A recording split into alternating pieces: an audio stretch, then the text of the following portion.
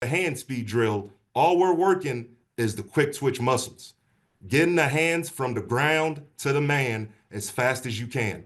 There is no focus on full extension. It's just training your hands to work from the ground to the man as fast as you can.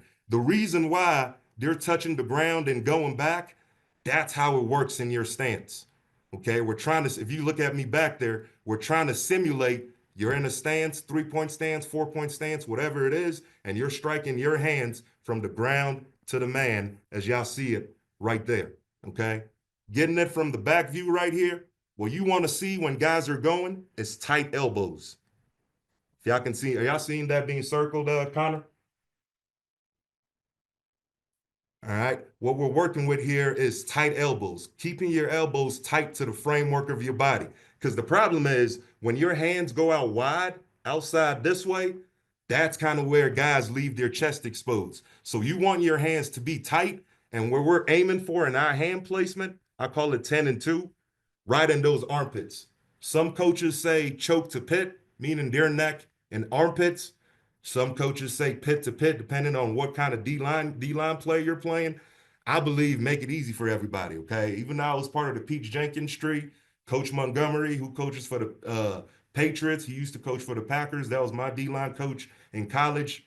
He was always a pit to pit guy, both hands in the armpit, and I kind of went with that. You know, some guys they struggle with trying to get that view of the neck. It forces us to keep our elbows in, all right, and then our thumbs up.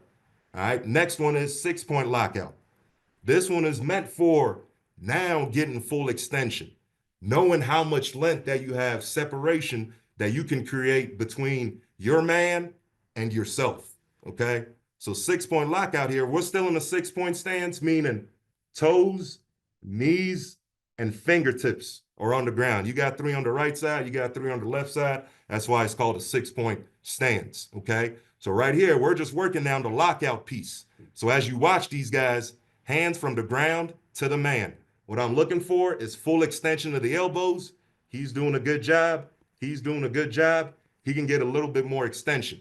Playing with your full separation. All right. As coaches, we come up with plays, we come up with stunts, we come up with blitzes, we come up with all these things. But at the end of the day, the person that makes a difference when we do all these is our players. That's why to me, length is very, very, very important.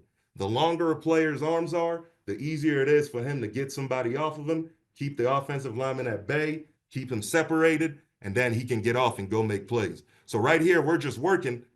I like his thumbs are up, elbows are in. You're not seeing the elbows flare out this way. Everything is tight and inside. That's what we're trying to work for. Working these techniques consistently. And we go right here at CSU doing the same thing. Good extension. Their eyes are on their target. Their elbows are locked out. Their thumbs and up. And then an important piece of this that guys kind of forget, when you strike after the hand speed, you want to grab. So I see a lot of guys when they strike, this is like their fingers is just all up and they're not holding on to anything. I know it's 4 fingers, but you guys get the idea. They're not grabbing and controlling the man. So whenever you strike and do any of these hand drills outside of hand speed, try to encourage your guys to grab and control their man.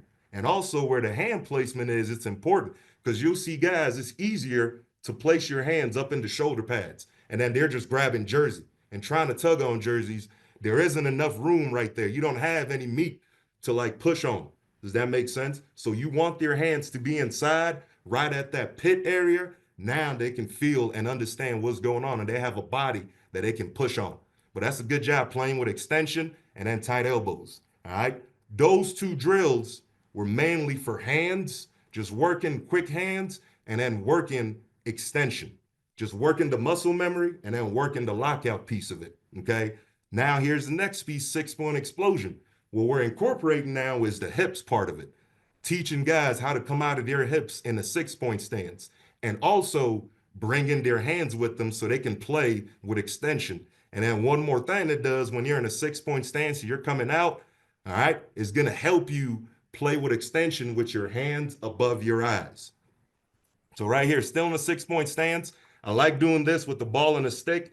I highly recommend to D-line coaches as much as you can, using the ball and the stick for your drills to train your guys to not be going on sound. Always train them to go on movement. Okay. So right here, there's a 6-point explosion. That's a good job by him. Fully coming out of his hips.